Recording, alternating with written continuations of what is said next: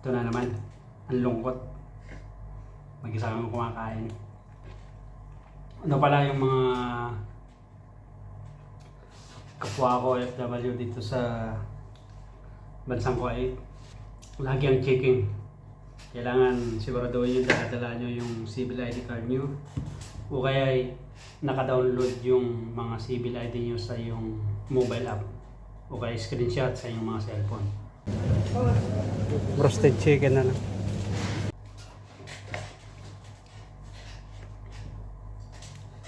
So, ito, nakauwi na tayo. Kakain na tayo, samahan nyo ako. Yung ulam natin, yung roasted chicken na half chicken, kanin, sibuyas at saka kamatis. Sausawan natin. Here we go. Samahan nyo ako para makapagpahinga na rin tayo kasi may pasok pa tayo bukas.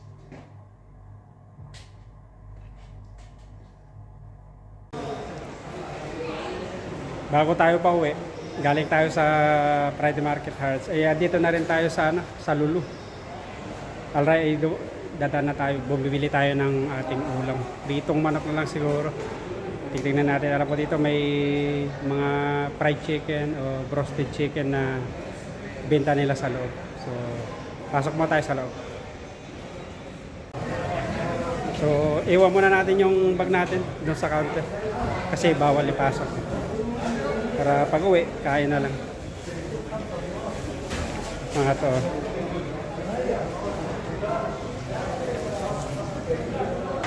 Para makauwi na tayo.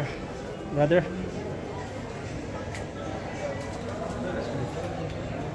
So, iwan muna natin yung bag natin. Okay. Number 3. 7-1. Balikan na lang natin mamaya sa counter. Pasok tayo sa loob at hanap tayo ng pwedeng ulamin.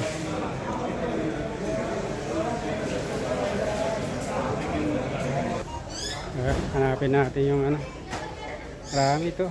Mga supermarket eh. So, diretso na lang tayo. Tingin ng ating ulam. So, sabi ko, roasted chicken na lang siguro. Roasted chicken na lang.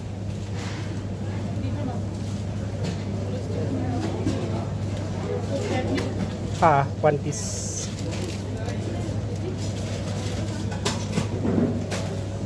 So, 9.90. Ulam na natin. Para pag uwi, kain na lang. Okay. So, 9.90. Uwi na tayo.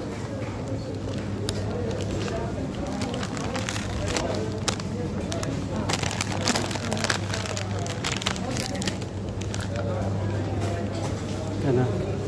9.90 yung presyo niya. So,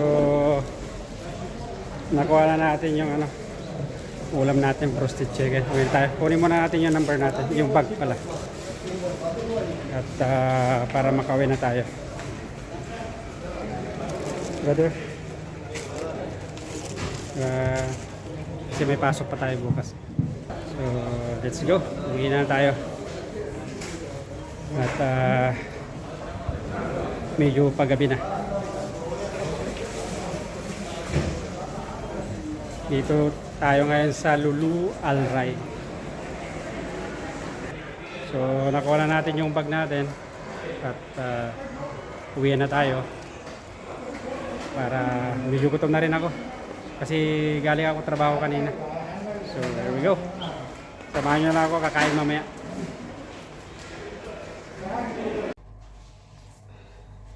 Nakauwi na tayo at samahan nyo ako. Kakain na tayo. Ulam natin yung bilhin nating roasted chicken. Kanin.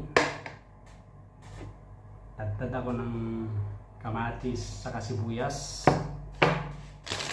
Ito yung binili natin.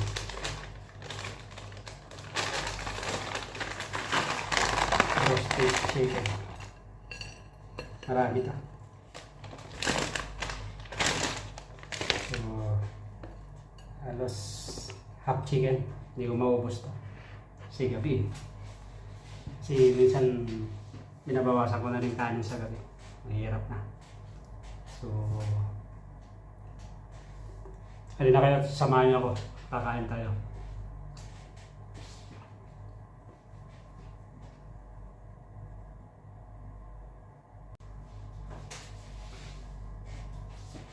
So, sige, kain na tayo at para makapagpahinga na rin kasi may pasok pa tayo bukas.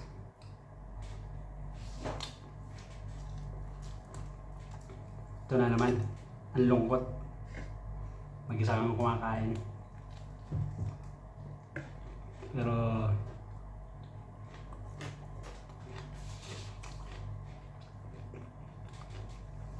talaga niya ang buhay, kailangan mag-peace.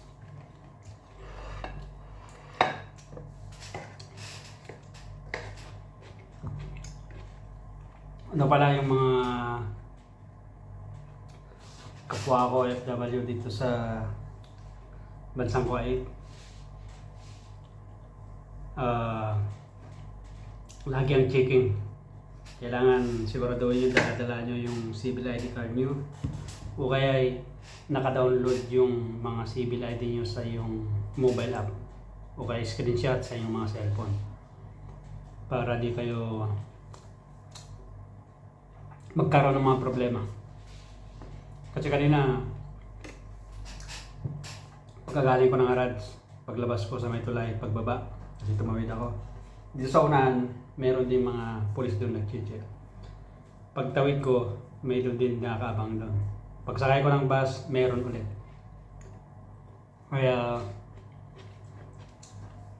kaliwat kanan yung mga checking nila.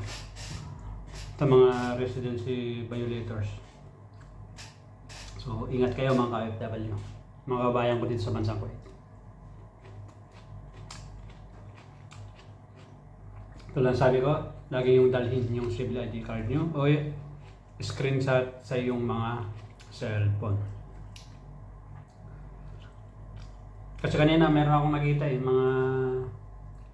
meron silang dala-dala ring sasakyan, yung mga nakukunin nila. Sigurado yung mga, kasi kanina nung pagbaba ako doon sa may tulay, merong dalawa meron silang may sasakyan sila doon sa gilid niya. Tapos nung sa bus, meron din ibang lahi. Yung isa parang Indiano, tapos yung isa parang Egyptian. Kaya ingat lagi, dalhin nyo yung mga civil ID nyo.